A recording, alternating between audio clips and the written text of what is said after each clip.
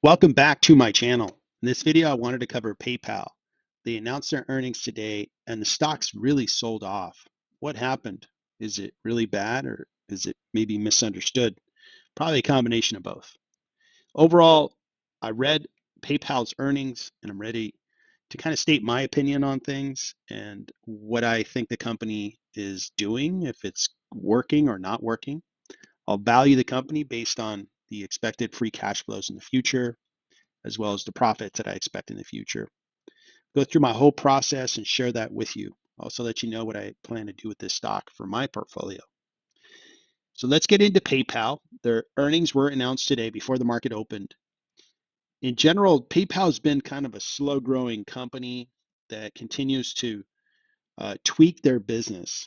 One of the things they changed is, you may be familiar with Venmo. It's the peer-to-peer payment platform. They're trying to monetize that more than they have in the past. I think that's a really good idea. It's a very popular application. The revenues did increase by about 5% in the quarter, which was good. Their profitability expanded better than expected, so their earnings per share were higher. That's good. Free cash flow did come in a little lower, and I think that's part of it is they're trying to have they're trying to grow their buy now pay later program, and that's taken away some of their cash. So that's affecting cash. Balance sheet looks really good. It was nice and strong. Um, so it was an earnings that was acceptable. It wasn't a home run type of earnings where there was lots of good news. The growth rate, boy, I wish they were double digits, but they're single digits. 5% growth is not that exciting. It's positive, it's growth, but it's not exciting. So I think what ails the stock is they just don't have a big story or big positive news item to help their stock really flourish. PayPal is about a $70 billion market cap company, and the revenue is 32 billion. So you're paying a little more than 2 times revenue. That seems like a pretty good deal for a company that's growing. PE ratio is 15. That's fairly low compared to other PEs that are out there. Analysts think it is discounted by 16.99. We'll take a look at those later, those opinions, and then I'll give you my opinion on where I think the stock is valued. One of the things that is a condition in their marketplace is the payment space is a little crowded, and there is a new innovative story, which is how will stable coins change the space? And it's probably going to change slowly, but PayPal could be a player in that stablecoin market. We'll see how quickly it takes off for them and for the space. The buy now, pay later program, it's not moving the needle for them. It's a space that I think they should be in. So I agree that they should be in it. The Venmo business, I think that's one of the really good assets they have. And it'd be nice to see them do more with it for it to drive more revenue or maybe just create more buzz for the stock. Year to date, the stock is down. That includes today's uh, you know, sell-off of more than 8% on the stock price.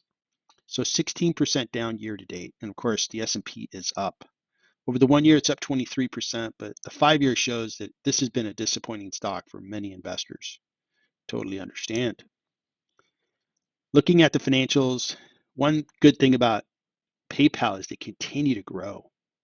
That's really good. And they're getting pretty big, over $32 billion in revenue. It's really good. They've always driven good free cash flow. That's positive. And they've been on an upward trend of cash flow. That's very good.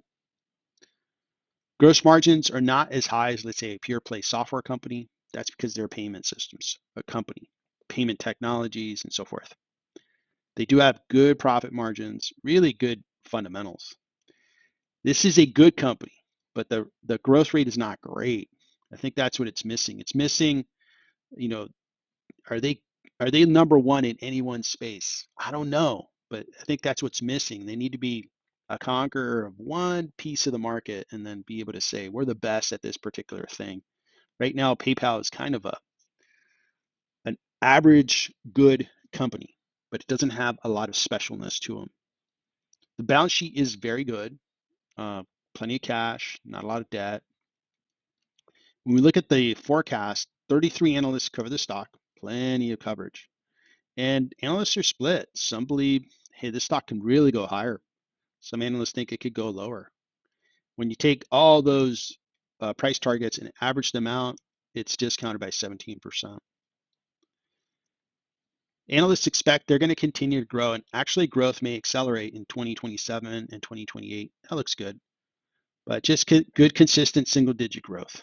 And man, if they can get back to double-digit growth, this stock could really move. And profitability is really expanding. So that looks really good. And their profit was better on the earnings announcement than was expected. So these numbers do look good. So really good, solid numbers from PayPal. PayPal is a medium desirability company, meaning that it is a good stock to invest for the long haul, but it's not in the green. It's not one of these really desirable businesses. The reason I hold them in good regard is their network power. I think they're really connected in many websites. They have good partnerships with software developers like Shopify. So PayPal is a very um, typical payment processor that the brand is trusted by consumers. So that network power, I think, has a lot of value.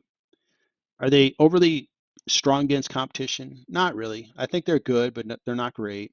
Balance sheet's good, not great. Revenue is okay. Profitability is okay, but cash flow is really good from PayPal. So overall, I rank them as medium desirability. And I invest in companies that have this type of desirability if they have a really good, compelling discount. So we'll take a look at the discount of PayPal. Some big investors are bought into PayPal. We've got about 10 big investors, including Pat Dorsey, that are invested in PayPal. Now, there's been some investors that have reduced their position in PayPal, and some have increased their position. But overall, PayPal is attracting that big institutional investor, the smart money, so to speak, of investing in the company. So it's a known commodity, a known stock that big investors will buy into. When I value PayPal by looking at the future free cash flows that I expect the company is going to produce, discounting those cash flows to today's value, and looking at their profits and earnings per share and discounting that to today's value, I get a combined discount of 50%. That's a really nice discount on this business. So it's an attractive discount, very investable. Now, what am I going to do with this stock? Now, it hasn't been a very popular stock. And before I buy shares, I'm going to wait for the market to start rallying around PayPal. I don't need to buy more shares. I own a good number of shares of PayPal. And I think it's an investment that I can hang on to. If it starts to rally, I'll pay attention and probably buy more shares. But the market needs to kind of tell me that, hey, PayPal is investable again. It may take an earnings or two, and it may take PayPal really creating excitement for themselves, really getting one of their businesses to be number one and really catch everyone's attention. We'll see if that happens. Thank you for watching the video. I hope you found my research and analysis of PayPal interesting. I wanted to ask you to become a paid member of the channel. I'd really appreciate your support, and you can become more involved with the channel by attending member calls, contributing to live streams by nominating tickers that I will do deep dives on during live streams. You also get access to my research and other tools that I provide for investors. Last, you'll be invited to the Discord where we actively communicate on what we're doing, what we're seeing in the market, and so forth. So take a look at it. You can look at the options on the homepage of my YouTube channel.